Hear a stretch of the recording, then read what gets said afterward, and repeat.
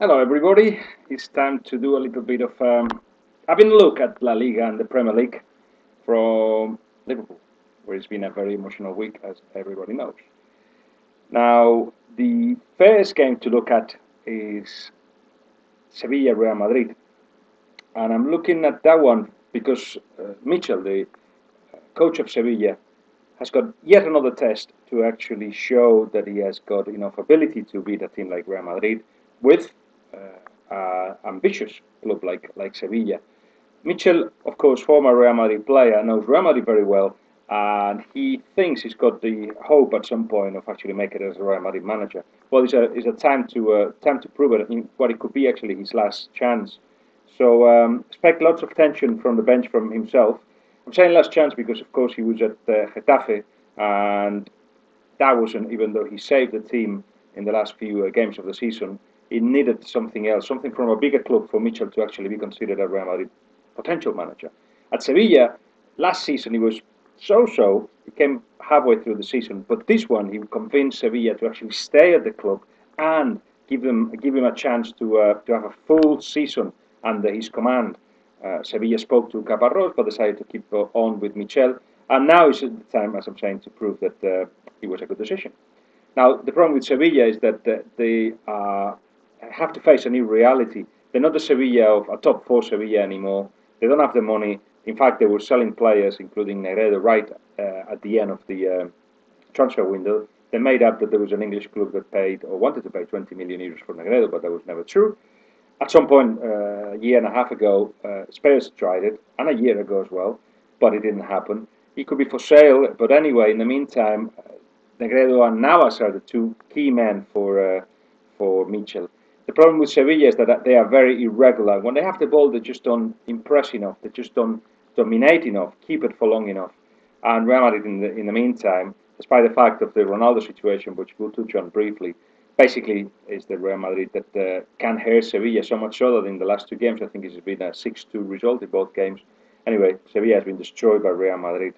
I think it will be different. There will be more cautious approach from Sevilla, but you should expect Real Madrid to win even by one single goal. It's international week. There's been more internationals of Real Madrid going away, and that may change some of the situation in the lineup. For instance, Benzema may be considered instead of Higuain, and Benzema is not on top form. But all in all, Real Madrid should have enough, even though they haven't started the season very well, and despite the fact that Cristiano Ronaldo is unhappy. Being unhappy means basically that he doesn't feel the club are backing him the way that they should. That the club should actually have sent the chairman or the managing director to the recent UEFA award ceremony. Uh, they did it for Messi and for Iniesta. Zubizarreta, the director of football, was there. Sandro Rosell, the chairman, was there. But for Cristiano Ronaldo, was a third division kind of a director of the club. But not just that, the fact that he's the sixth best player in the world when he signed for Real Madrid was not just the first one. He actually broke a lot of records in terms of money that was being invested in him. He wants something similar now, which will be a proof in his eyes that the club want him, love him, and then he will feel loved, and he won't be unhappy anymore. I think that's where he's going. He wants 15 million euros net. That much.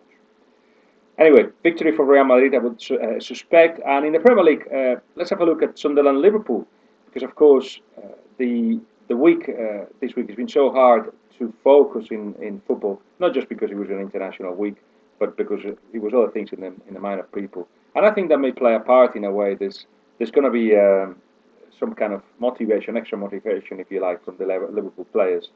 But they face a Sunderland side that, like them, they haven't won yet in the Premier League. So it would be important for Sunderland to get the 3 points too.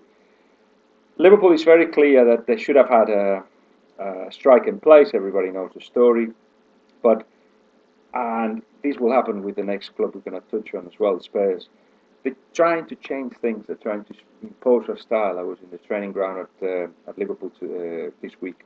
And basically the conversations from everybody is like, will people be patient because we're trying to do things a little bit different here. It is, yes, the passing game that Brendan Rodgers wants to install, but also the adaptation of new players. Let's see Sahin. There's a question mark about him, in my eyes anyway. We'll have to see if he's got what it takes to succeed in the Premier League. And the adaptation to all the players in a 4-3-3 formation. Where do Brendan Rodgers play Stevie G?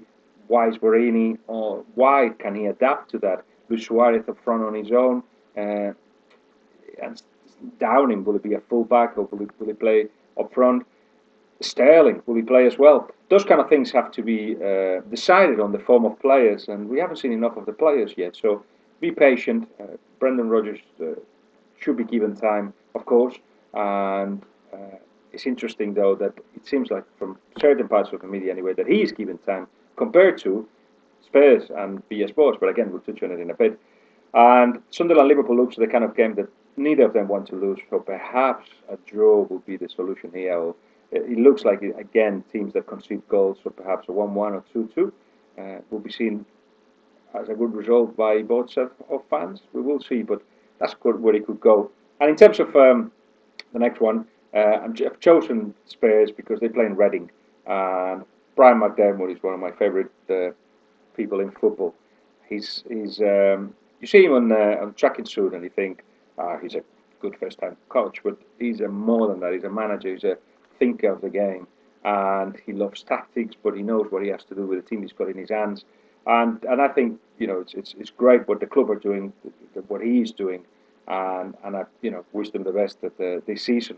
Against Spurs, though, they will face a team that nobody's given time to in terms of publicly media. Some fans are questioning BS was already, and they've just started the season. So again, be patient because you don't know if VS Bush is going to work at Spurs. You can guess, and you may have an opinion, but I think everybody should be a little bit more patient. Is it 3 weeks only in the season? Bit early. And of course, he wants to change things as well. Wants to make Spurs a different brand of football. Sometimes clubs should decide if they have a team that plays a certain way, say the Harry Redknapp way. Maybe it should have been better to get a coach that can play that way. But if you actually have BS Boys, you're gonna have to be patient because he wants to develop a team that dominate games, that control games, that have possession, that can change the pace at the end, that can defend high up, that kind of thing that he hasn't had time to implement yet. So give him time. Again, VS was one of my favourite men in football, so I hope he does well at Spurs. And in that game, though, again, I don't see him. I don't see a loser. Reading were great against Chelsea. In fact, in the 2 games they played so far this season, they were great. They should have got more out of it, and I think that's kept everybody happy at the club.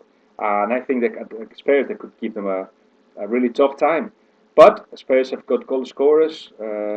Defoe probably will start again. Let's see if we see a much of Adebayor. And if Bale comes back to a little bit of form, everybody has to come good. It's not just the manager. So all in all, it looks like it could be another draw, but I see goals conceded in both ends as well. So let's see if we got it right. I hope you enjoyed this fantastic weekend of football, my Sportingbet friends. I'll see you later. Bye.